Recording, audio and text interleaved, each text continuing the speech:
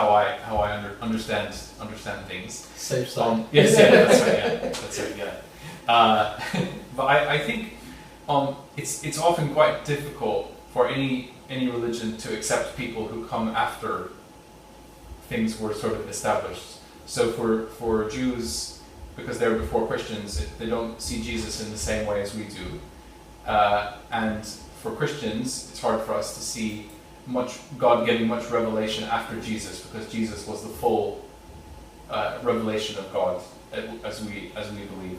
So it's harder for us to see, and I think also similarly, we spoke about this for Muslims, maybe for revelations, different things that came after. So for example, Sikhism or other offshoots of Islam, more recent ones like Ahmadiyya or people like that. It's hard to accept a revelation after the final revelation has come, and I think this is a challenge that it's easier to accept what came before, and it's harder to accept what comes after, which is a challenge. Do you think I'm the lucky one?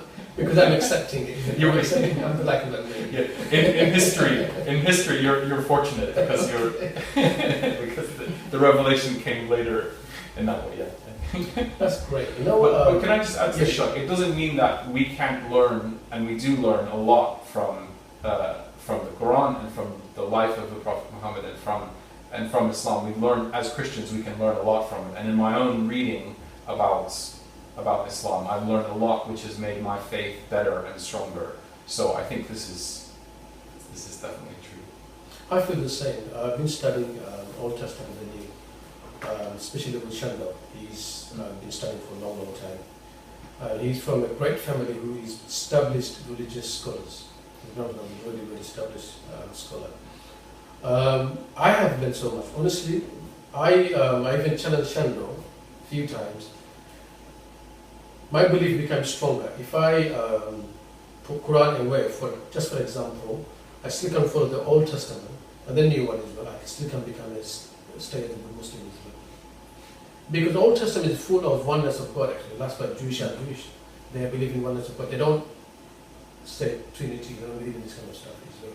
But they also follow the Old Testament, the Bible. So my question to you, to Shandor actually, if Jewish people, they follow half of the Bible, the Old Testament, they are Jewish, and you follow both of them, Old and New, you should be better Jewish than the Christian. Why is the Christian not Jewish? Well, we've been through this. It's just a very, not very, but shorter answer, because we normally talk for hours. So, Jewish means the same like Muslim. When you say Muslim, it means believer of God or follower of God. Jewish, it used to mean the same thing. It meant the follower of God. So the Jewish nation was a nation, but as well meant the follower of God.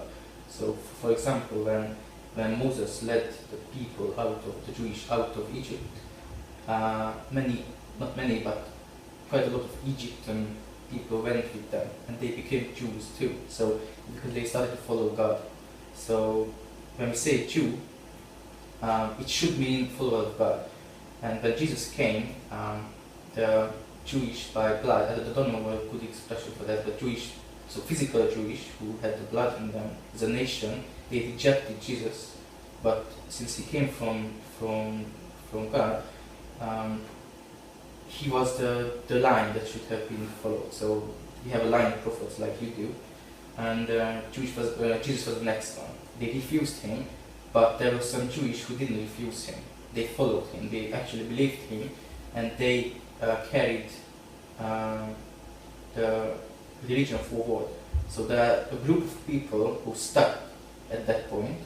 They didn't make the next step in God's plan, and they are the Jewish. We call them now the Jewish. But we are Jewish too, because we are following the same line, the same God.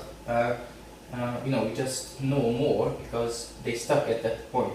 So, does it make sense? It does, yeah. From your point of view, it does. Yeah. Yes.